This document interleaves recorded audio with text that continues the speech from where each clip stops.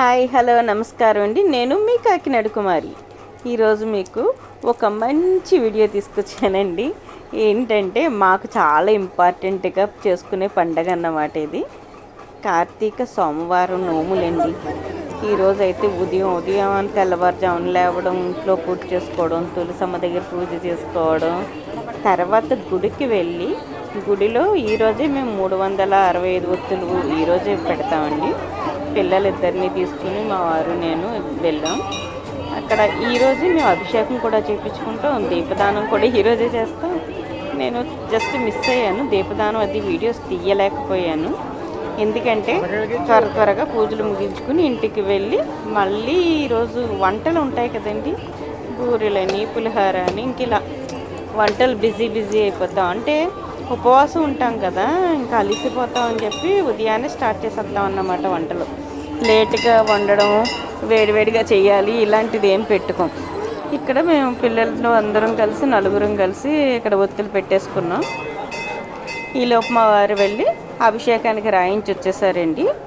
కాకపోతే ఈ కార్తీక మాసంలో అభిషేకాలు చేయించుకుంటే చాలా అడావిడిగా అయిపోద్దండి. నార్మల్ రోజుల్లో చేయించుకుంటే ఎంచక్క ఒక మన దగ్గరే కూర్చొని అన్నీ చదివి బాగా చేస్తారు. ఇప్పుడైతే ఇంక అలా ఉండదు.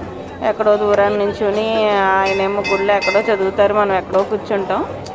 ఏంటంటే గుడి సన్నిధిలో ఉన్నట్టు ఉంటుంది, అది మెయిన్ ముఖ్యం. బాగా ఆనందంగానే ఉంటాం. అలాగా నార్మల్ టైంలో అభిషేకం చాలా బాగా జరుగుతుంది. అదన్నమాట. ఈ దీపం వెలిగించడం అన్నీ అయ్యే లోపల ఇప్పుడు ఆయన రాయించి వచ్చేసారు. వెళ్ళి మళ్ళీ అభిషేకం దగ్గర కూర్చుంటాం అన్నమాట. అభిషేకం దగ్గర కొంచెం ఎక్కువ టైమే పడుతుందండి. అభిషేకం దగ్గర అయిపోయిన తర్వాత వెంటనే ఈరోజే నేను స్వయం పాకదానం కూడా చేసేది ఈరోజే చేసేస్తాం. అన్నీ ఒక్కరోజే అయిపోతాయి అన్నమాట. పిల్లలతో గుడికి రావడం అన్నిసార్లు కుదరదు కదండి, అందుకని. ఇక్కడ నేను బూర్లు వేయడం చూపిస్తున్నాను.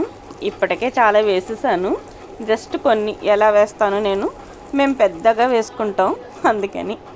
ఈరోజు నా వంటలు కూడా చూపిస్తున్నాను. ఇది బంగాళాదుంప కర్రీ, అది దప్పలం అండి, పులిహార, బూరెలు. నేను ఇంకొన్ని వంటలు కూడా మిస్ అయ్యాను, అన్నీ చూపించలేకపోయాను. ముద్దపప్పు కూడా చేస్తాం. ఇదండి మా పూజ. మెయిన్ వచ్చి కుడుములు ఎలా ఉన్నదో